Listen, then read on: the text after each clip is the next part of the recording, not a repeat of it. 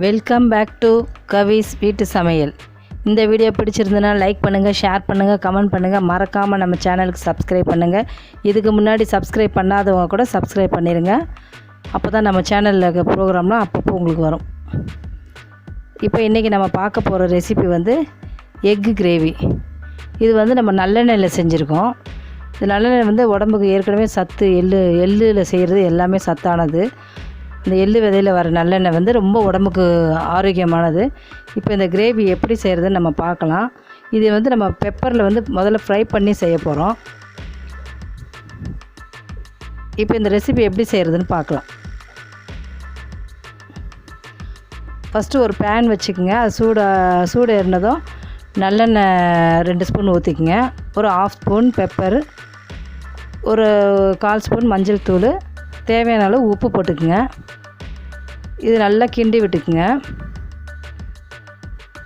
அதிலே கொஞ்சம் ஒரு 1/2 ஸ்பூன் இஞ்சி பூண்டு பேஸ்ட்டு சேர்த்துக்குங்க. அதே நல்லா மிக்ஸ் பண்ணி விட்டுருங்க.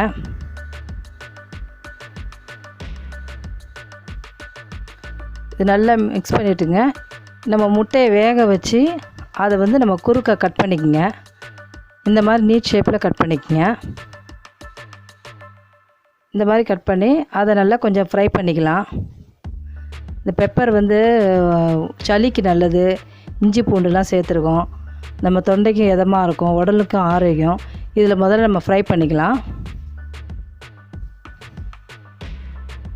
இது வந்து நம்ம அப்படியே மெதுவாக பண்ணணும், இல்லைன்னா அந்த மஞ்சள் கருலாம் வந்து தனித்தனியாக வந்துடும். அதனால் பார்த்து அதோடு இருக்கிற மாதிரி செஞ்சுங்க. இப்போது ஒரு 2 நிமிஷம் கிண்டி விட்டு திரும்ப அதை பிரட்டி விட்டுக்குங்க. இது வந்து டேஸ்ட்டு சூப்பராக இருக்கும். நீங்கள் அப்படியே கூட சாப்பிட்லாம். சாம்பார் சாதம்லாம் வச்சிங்கன்னா இந்த முட்டை இப்படியே பெப்பர் சேர்த்ததை கூட சாப்பிட்லாம்.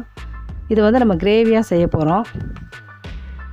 இப்போ அடுத்து இன்னொரு பேன் வச்சு நல்லெண்ணெய் ஊற்றிக்குங்க. ஒரு 2-3 ஸ்பூன் ஊற்றிக்குங்க. அதில் பட்டை உடச்சி போட்டு லைட்டாக வெடிக்க விட்டுக்குங்க. நான் 2 பெரிய வெங்காயம் எடுத்திருக்கேன், பொடியாக கட் பண்ணிக்கோங்க. அதை நல்லா வதக்குங்க.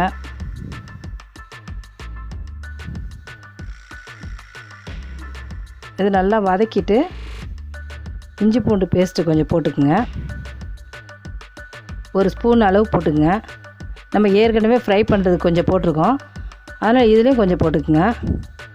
இது நல்லா வதக்குங்க.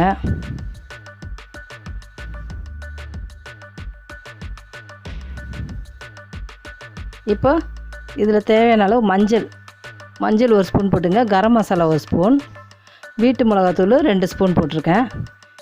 இதையும் நல்லா வதக்குங்க. அப்போ தான் அந்த மசாலா நெடிலாம் வராமல் இருக்கும், இல்லைனா பச்சை வாசனை அடிக்கிற மாதிரி இருக்கும். இதை நல்லா வதக்கிங்க.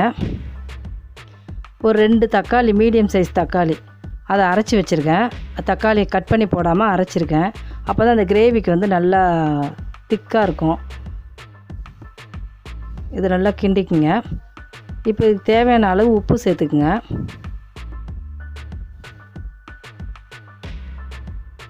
ஏன்னா ஏற்கனவே முட்டைக்கு வேறு சேர்த்துருக்கோம். இதில் பார்த்து அளவு உங்களுக்கு ஏற்ற மாதிரி சேர்த்துக்குங்க.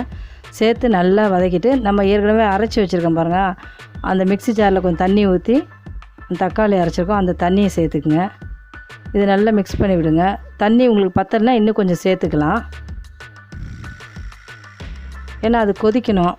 அப்படி கிண்டி விட்டுட்டு ஒரு 5 நிமிஷம் கொதிக்க விடுங்க. நல்லா கிண்டிட்டு ஒரு மூடி போட்டு மூடிடுங்க. ஒரு 5 நிமிஷம் கொதிக்கிட்டோம்.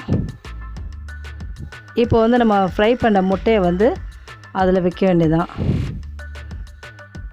அதில் கொஞ்சம் வச்சு வேக விடணும். ஏன்னா அது வந்து சாப்பிட்றதுக்கு நல்ல ஒரு மாதிரி டேஸ்ட்டாகவும் இருக்கும், கடித்து சாப்பிட்ற மாதிரி இருக்கும் அந்த முட்டை. இப்போ இந்த முட்டையை அதில் போட்டு நல்லா வேக விடுங்க. இதையும் ஒரு 5 நிமிஷம் கொதிக்க விடுங்க.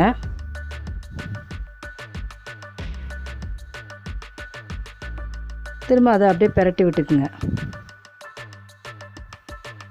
எதுக்குன்னா இதில் வேகும்போது அந்த டேஸ்ட்டு ரொம்ப சூப்பராக இருக்கும். நம்ம வெறுமனே அவிச்சு போடும்போது ரொம்ப சாஃப்டாக இருக்கும், முட்டை தொட்டோன்னு உடஞ்சிடும். இது அந்த மாதிரி இருக்காது. இதையும் அப்படியே கொஞ்சம் நேரம் ஒரு 5 நிமிஷம் வேக விடுங்க. இந்த கிரேவி வந்து திக்கு கொடுக்கும்.